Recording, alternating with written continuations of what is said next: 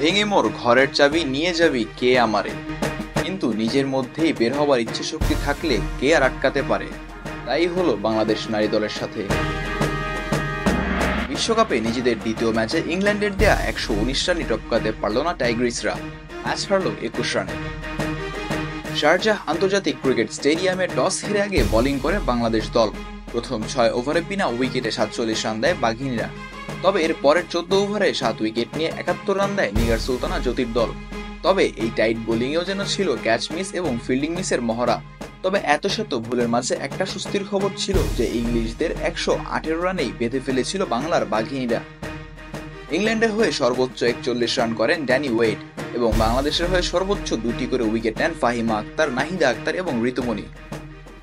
Target বেশি নয়, মাত্র 119 রানের মামুলি টার্গেট। সহজেই এই ম্যাচ জেতার কথা জ্যোতি মারুফাদের। তবে প্রথম থেকেই 119 রানের টার্গেটকে 200 রানের টার্গেট মনে করে খেলতে যেয়ে 97 রানেই থামে বাংলাদেশের ইনিংস। বাংলাদেশের পক্ষে সর্বোচ্চ 44 রান করে সোবহানা মুস্তারি। তবে সোবহানা 44 রান করলেও তার এই ধীরগতির খেলায় ম্যাচ হারের বড় কারণ হয়ে দাঁড়ায় এবং সেই সাথে আর কোনো ব্যাটার সোবহানাকে সঙ্গ না দিতে পারায় 21 রানে ম্যাচ হারে বাংলাদেশ। ম্যাচ সেরা হন 40 বলে 41 রান করা ইংলিশ ব্যাটার ড্যানি ওয়েড। বিশ্বকাপে এখন পর্যন্ত 2 ম্যাচ শেষে 1 জয় 1 হার 2 পয়েন্ট নিয়ে পয়েন্ট টেবিলের 3 নম্বরে অবস্থান করছে জ্যোতি মারুফারা। Mizanur Ashiq, team sports.